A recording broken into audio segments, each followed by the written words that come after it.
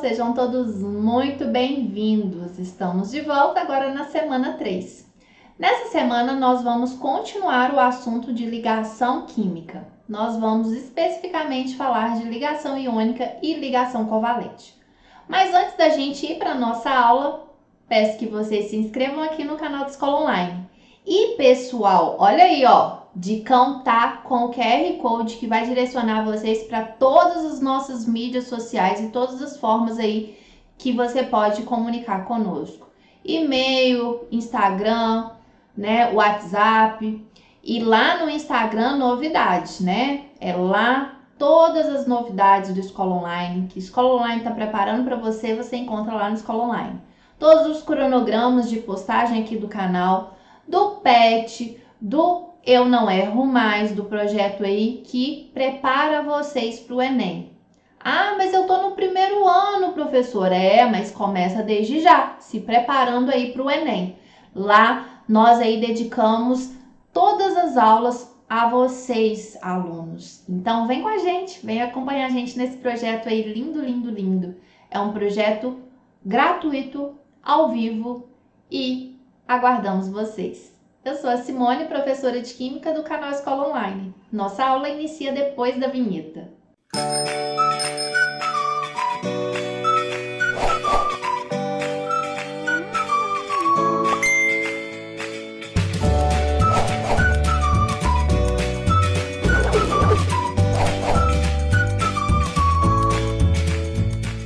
Bom, pessoal, nossa aula, vai ser sobre ligação iônica e ligação covalente. Na aula da semana passada foi uma aula introdutória, onde a gente falou de forma geral das ligações químicas. Agora a gente vai ser um pouquinho mais específico.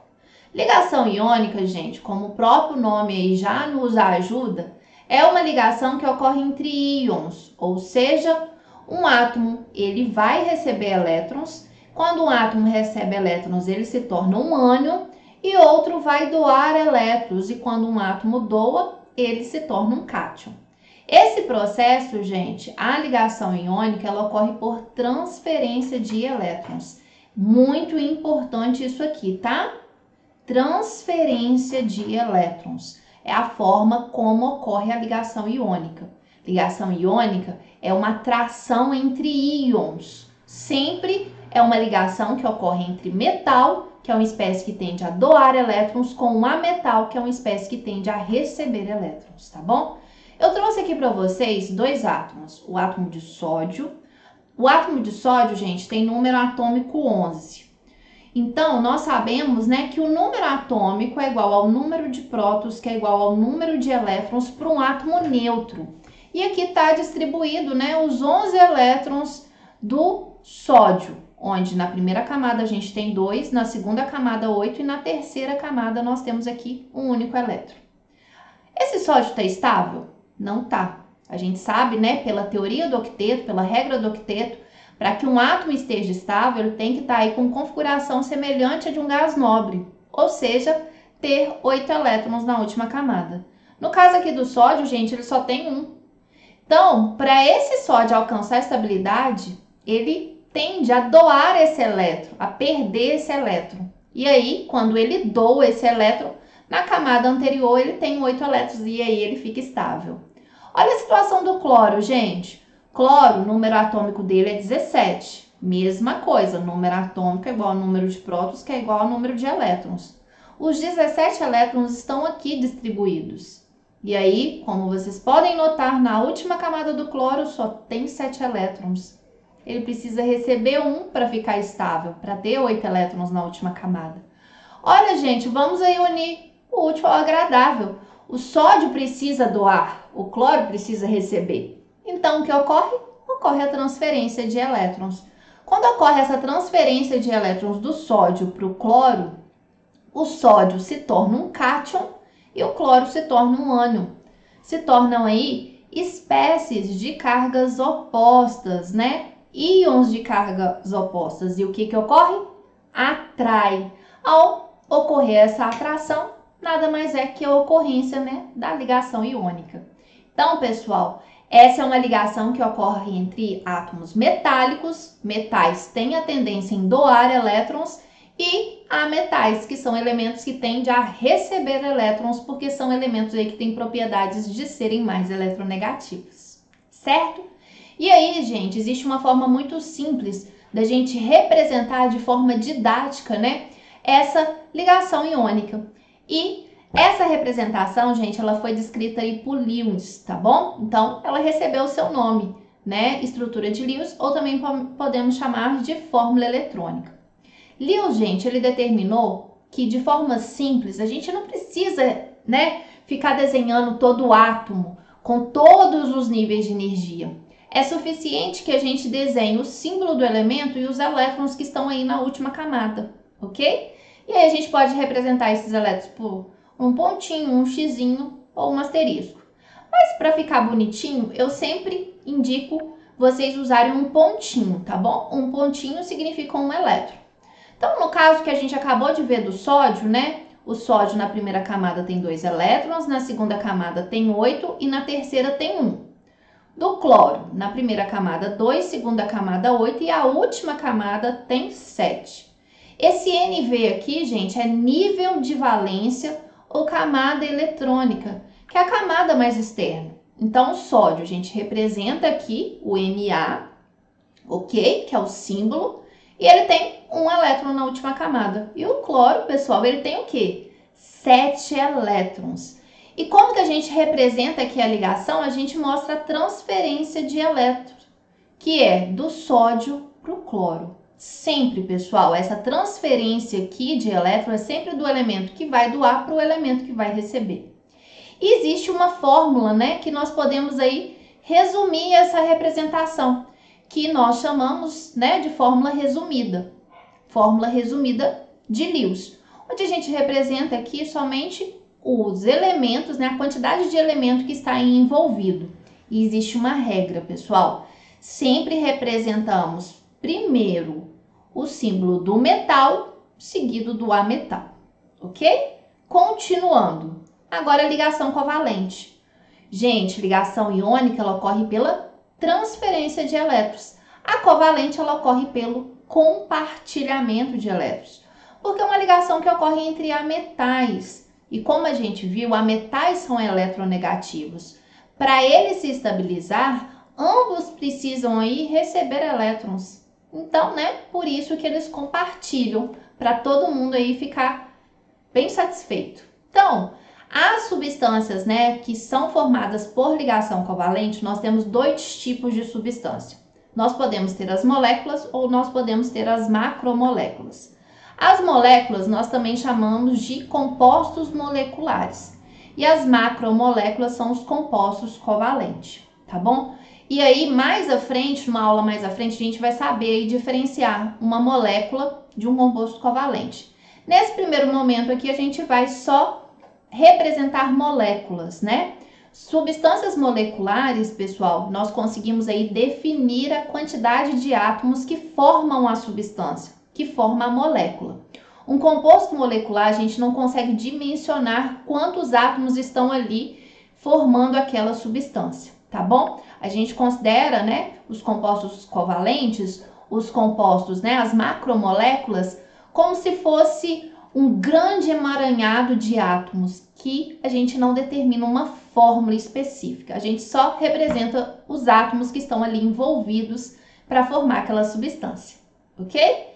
E aí, pessoal, vamos aí mostrar o compartilhamento entre átomos de flúor. Flúor é um elemento muito eletronegativo. Ele é um halogênio e tem 7 elétrons na última camada. Ambos os flúors estão instáveis, porque eles só têm 7 elétrons. Então, eles vão se aproximar de tal forma que esse elétron, os 2 elétrons aqui, vão ser compartilhados, um elétron de cada flúor. E nesse momento aqui em que há o compartilhamento, esses 2 elétrons, eles pertencem tanto ao primeiro átomo de flúor quanto ao segundo. Aqui nós falamos que existe um par de elétrons compartilhado. Toda vez que for um par de elétrons compartilhado, nós chamamos de ligação simples, tá bom?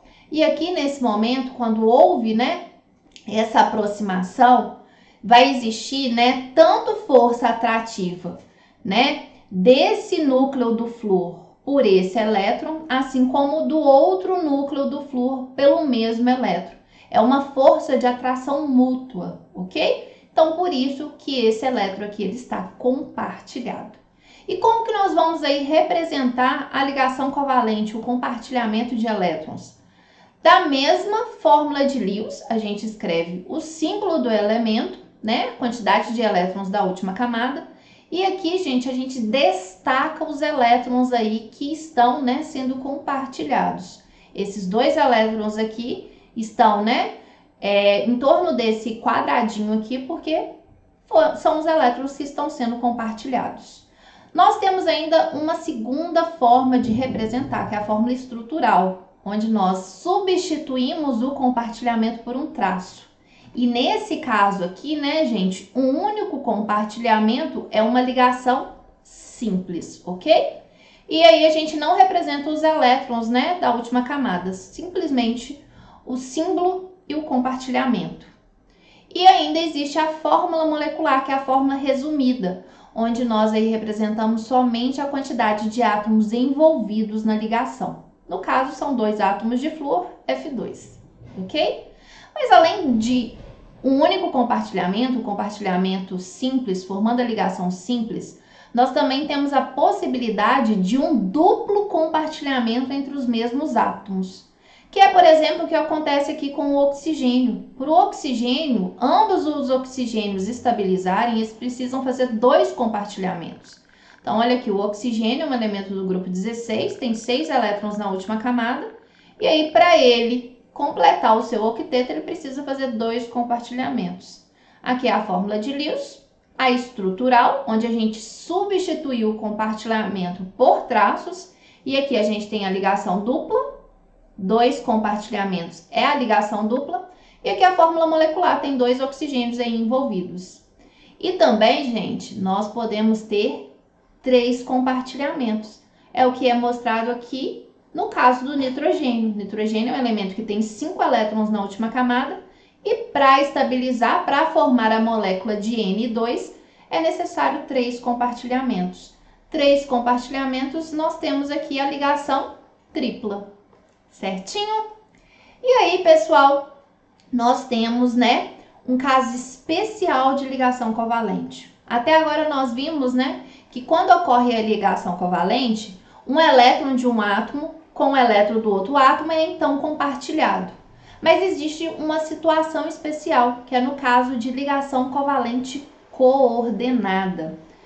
Algumas substâncias, pessoal, como o SO3, o ácido sulfúrico, o monóxido de carbono, o ozônio, o ácido fosfórico, dentre outras substâncias, não ocorre aí esse compartilhamento simples. Ocorre o compartilhamento coordenado que eu vou mostrar aqui para vocês. Por exemplo, no caso da molécula de ozônio. Então, o ozônio, gente, está envolvido aqui quantos átomos de oxigênio? 3. Então, vou representar aqui os 2 primeiros átomos de oxigênio. Então, o oxigênio é do grupo 16, tem 6 elétrons na última camada. Então, vou representar aqui, ó, os 2 oxigênios com 6 elétrons. E aí, eu vou mudar de cor pra gente aqui, ó, mostrar o primeiro compartilhamento. Ainda, né? Se tinha 6 com um compartilhamento, ficou com 7. Não tá ainda estável. Vou fazer o segundo compartilhamento. Agora, ambos os oxigênios estão aqui estáveis. Mas, pessoal, não é molécula de O2, é molécula de O3, é ozônio. Tem um terceiro oxigênio aqui, ó. Como que eu vou estabilizar esse terceiro oxigênio, pessoal? Esse é o caso de ligação covalente coordenada, que é um caso especial. Nesse caso, a gente vai usar um par de elétrons do elemento que já está estabilizado e esse par de elétrons não está participando de ligação, mas ele vai aí estabilizar o outro átomo. Então, pessoal, esse é o caso especial. Um átomo que tenha seu octeto completo, por exemplo, esse oxigênio aqui do meio, ele já estava com seu octeto completo. Ele, né, e que tenha pares de elétrons sem se ligar, que nós chamamos aqui par de elétrons não ligante, ele pode usar esse par de elétron para estabilizar, né, para completar o octeto de outro átomo, como é o caso aqui, e a gente representa, né, na estrutura de Lewis essa setinha aqui. que indica, né, a ligação covalente coordenada, antigamente chamada de ligação covalente dativa, mas hoje esse termo ficou um pouquinho em desuso, tá bom? Então aqui na estrutura nós temos aqui duas ligações covalentes normais e uma ligação covalente coordenada, ok, pessoal? Então, de forma mais simples, podemos pensar que essa ligação é covalente e que o par de elétrons compartilhados da ligação é proveniente de apenas um dos átomos. Essa ligação é ligação covalente coordenada. Essa aqui, ó, pessoal, é ligação covalente normal, ok? E aqui, no caso, é uma ligação dupla, porque tem dois compartilhamentos entre os mesmos átomos. Tranquilinho, pessoal? Então, vamos lá. Vamos para as nossas atividades. Atividade 1. O leite materno é um alimento rico em substâncias orgânicas, tais como proteínas, gorduras, açúcares e em substâncias minerais como o fosfato de cálcio. Esses compostos orgânicos têm como característica principal as ligações covalentes na formação de suas moléculas, enquanto o mineral apresenta também a ligação iônica. Assinale a alternativa que apresenta corretamente o conceito de ligação covalente. Gente, ligação covalente ocorre por compartilhamento de elétrons. É uma ligação que ocorre entre ametais, tá bom? É a base aí que jamais vocês podem esquecer. Então, a ligação ocorre somente em compostos orgânicos? Não, pessoal. A ligação covalente, ela ocorre também em substâncias, né, inorgânicas. Por exemplo, na molécula de água, que é um óxido, né, ocorre aí ligação covalente. Então, não, tá errado. A ligação covalente se faz por transferência, já tá errado, gente. Transferência de elétrons, ela ocorre em ligação iônica. Ligação covalente ocorre através da transferência, não vou nem continuar lendo. A ligação covalente se faz pelo compartilhamento de elétrons entre metais? Tá doido? Não, gente. É entre ametais. A ligação covalente se faz através do compartilhamento de elétrons entre ametais e entre ametais e hidrogênio. Nessa situação aqui, né, de ligação covalente, nós consideramos o hidrogênio como um elemento não metálico, tá bom? Não tô falando que ele é um metal não, tá, gente? Hidrogênio é elemento atípico. Mas aqui, para critério de ligação química, a gente considera ele como um elemento não metálico. E hidrogênio faz ligação covalente, ok? Então, vamos lá, pessoal. Vamos para a nossa atividade 2. O dióxido de carbono, que é o CO2, é um gás essencial no globo terrestre. Sem a presença desse gás, o globo seria gelado e vazio. Porém, quando esse gás é inalado em concentração superior a 10%, pode levar ao indivíduo à morte por asfixia. Deus me livre. Esse gás apresenta em sua molécula um número de elétrons compartilhados igual a... Então, gente, a melhor forma da gente saber quantos elétrons foram compartilhados é a gente fazer a estrutura de Lewis. Então, CO2. Carbono é um elemento, pessoal, que tem 4 elétrons na última camada.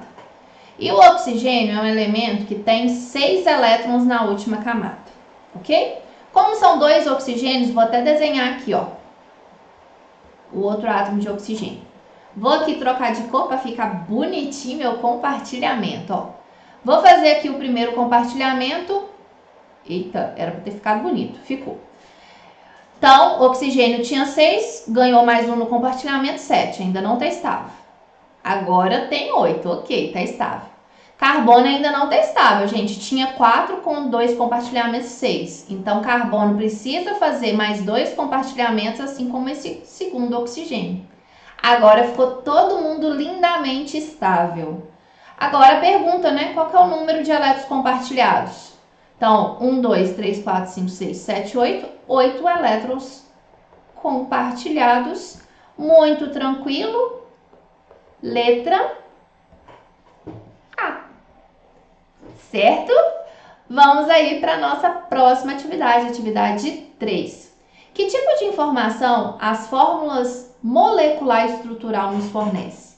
Pessoal, a molecular é a resumida. Ela vai nos fornecer aí a quantidade de átomos envolvidos, né, na ligação, né, na formação da substância. E a estrutural, gente, ela vai aí nos informar quais são os tipos de ligação que existem entre os átomos. Então, uma proposta de resposta aí. A forma molecular é a representação mais simples, indica apenas quantos átomos de cada elemento químico formam a molécula. Já a forma estrutural plana, ou simplesmente forma estrutural, também conhecida como forma estrutural de Cooper, mostra as ligações entre os elementos, sendo cada par de elétron entre dois átomos representados por um traço. Simples, né? Vamos agora para a nossa última atividade, atividade 4. Explique como ocorre a ligação covalente e a ligação iônica na interação núcleo-eletrosfera. Gente, muito tranquilo, né? Primeiro, ligação covalente. Ligação covalente ela ocorre pelo compartilhamento de elétrons entre ametais e aí nós vamos ter, né, a aproximação dos átomos neutros de tal forma que o núcleo de um átomo começa a exercer atração pelo elétron do outro átomo, assim como o núcleo de um átomo atrai o elétron. E aí vai chegar um ponto que vai haver o compartilhamento. Então, a ligação covalente é um tipo de ligação química que ocorre com compartilhamento de pares de elétron entre átomos que podem ser o hidrogênio e ametais. Já a ligação iônica, pessoal, é uma ligação que vai aí ocorrer entre metal e ametal. Representei aqui a ligação entre cálcio e cloro. O cálcio precisa doar 2 elétrons, cada cloro recebe 1 elétron, né? Nós temos aqui, vou até completar, a fórmula resumida aqui, né, da estrutura de Lewis, que é o cloreto de cálcio CaCl2. Então, a ligação iônica ela acontece entre átomos metálicos e não metálicos. É uma ligação que ocorre entre íons, ou seja, um átomo que recebe elétrons e outro que doa. O processo é caracterizado pela transferência de elétrons de um átomo para outro, de modo a ficarem estáveis com 8 elétrons no nível na camada de valência. Bem tranquilinho, né, pessoal? E com muito sucesso finalizamos a aula dessa semana. Teve dúvida? Deixa aqui nos comentários, vai ser um prazer poder te responder. E aguardo vocês lá no nosso projeto Eu Não Erro Mais, para vocês já se prepararem desde já para arrasar no Enem. Certo, pessoal? Tchauzinho e até a próxima semana.